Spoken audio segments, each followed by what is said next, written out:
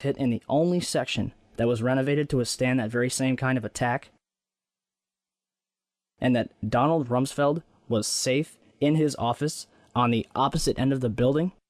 If the government has nothing to hide, why are they so afraid to answer a few questions or release a few videos?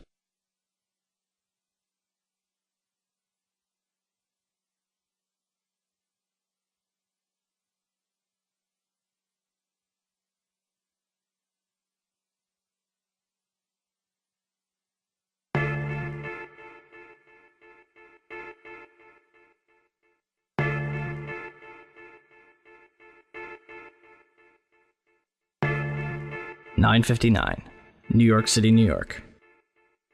The South Tower of the World Trade Center collapses to the ground in approximately 10 seconds.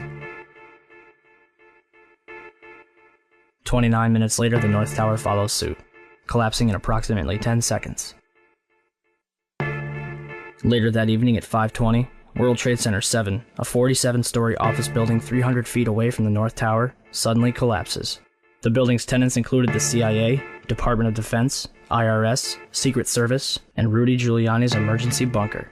And the SEC was using it to store 3,000 to 4,000 files related to numerous Wall Street investigations.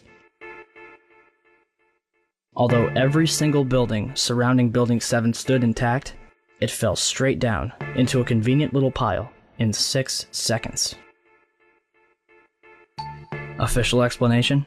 Falling debris from the Twin Towers created an internal fire, which ignited several fuel tanks inside the building. If this is true, then it would be the third building in history to collapse because of a fire. The first two would be the Twin Towers. On July 28, 1945, a B-52 bomber lost in the fog crashed into the 79th floor of the Empire State Building. 14 people dead, $1 million in damage. But the building stands intact to this day. On February 14, 1975, a 3-alarm fire broke out between the 9th and 14th floors of the North Tower. According to the New York Times, the fire leads to intense scrutiny of the towers and eventually to a decision to install sprinklers. On May 4, 1988, a 62-story skyscraper in Los Angeles burned for 3 hours and spread over 4 floors. It did not collapse. On February 23, 1991, a 38-story skyscraper in Philadelphia, built in 1973, burned for more than 19 hours and spread over 8 floors. It did not collapse. On October 17, 2004, a 56-story skyscraper in Venezuela, built in 1976, burned for over 17 hours and spread over 26 floors, eventually reaching the roof. Guess what? It did not collapse.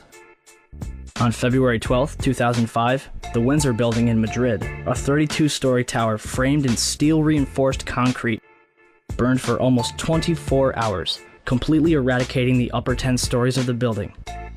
Although the top 10 floors of the building fell, the building itself did not collapse. And yet, on September 11, 2001, two 110-story skyscrapers, completed in 1973, burned for 56 and 103 minutes, respectively, over 4 floors, before collapsing completely to the ground.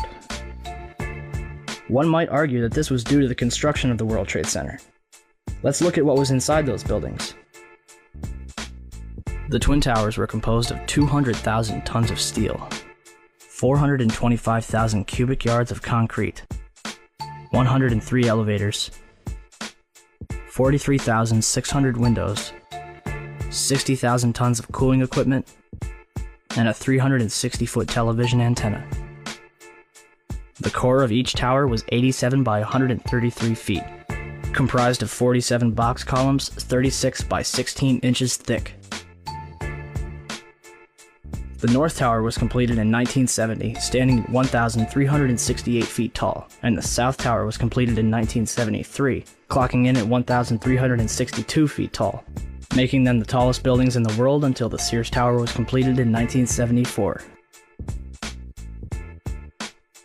And to think, the government would have us believe that these massive structures were destroyed by 10,000 gallons of jet fuel.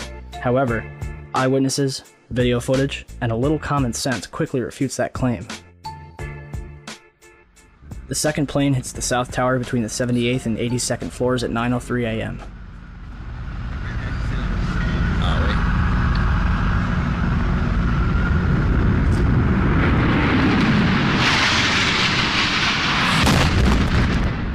Barely hitting the southeast corner, the majority of the jet fuel exploding outside in a massive fireball.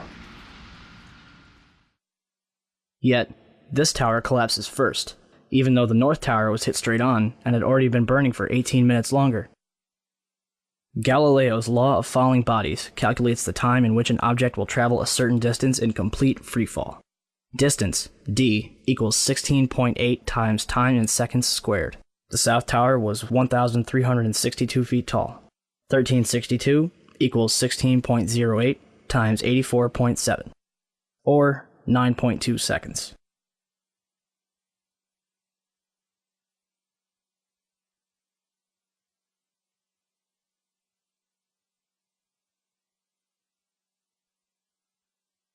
The Twin Towers came down in nearly free-fall speed.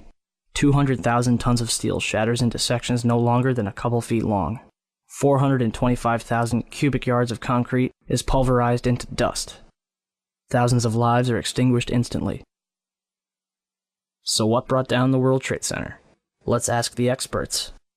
Van Romero, Vice President for Research at New Mexico Institute of Mining and Technology. My opinion is, based on the videotapes, after the airplanes hit the World Trade Center, there were some explosive devices inside that caused the towers to collapse. The collapses were too methodical to be a chance result of airplanes colliding with the structures. 10 days later, certainly the fire is what caused the building to fail. Why would Romero change his mind so suddenly? Hyman Brown, civil engineering professor and the World Trade Center's construction manager. It was over-designed to withstand almost anything, including hurricanes, high winds, bombings, and an airplane hitting it.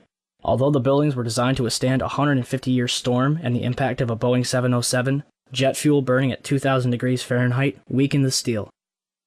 Kevin Ryan, Underwriters Laboratories, the company that certified the steel that was used in the World Trade Center, in a letter to Frank Gale of the National Institute of Standards and Technology. We know that the steel components were certified to ASTM E119. The time temperature curves for this standard required the samples to be exposed to temperatures around 2,000 degrees Fahrenheit for several hours, and as we all agree, the steel applied met those specifications. Additionally, I think we can all agree that even unfireproof steel will not melt until reaching red-hot temperatures of nearly 3,000 degrees Fahrenheit. Why Dr. Brown would imply that 2,000 degrees Fahrenheit would melt the high-grade steel used in those buildings makes no sense at all. This story just does not add up.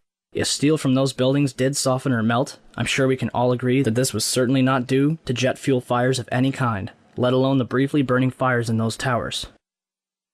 Ryan's statements directly contradict statements from so-called experts, which claim that 2,000-degree heat inside the World Trade Center caused the towers to collapse. Days after writing this letter, Kevin Ryan was fired from his position. Not even the experts agree with each other. So what else could have caused the Twin Towers in Building 7 to collapse? 10 o'clock Eastern Time this morning, just collapsing on itself. The second building that was hit by the plane has just completely collapsed. We have no idea what caused this. Almost looks like one of those planned implosions. As if a demolition team set off, when you see the old demolitions of these old buildings, it folded down on itself and it is not there anymore. If you wish to bring anybody who's ever watched a building being demolished on purpose knows that if you're going to do this, you have to get at the under infrastructure of a building and bring it down. We heard another explosion, and I'm assuming that's the one that came from the lower level, since there were two. And I said, right, because it was like 18 minutes apart.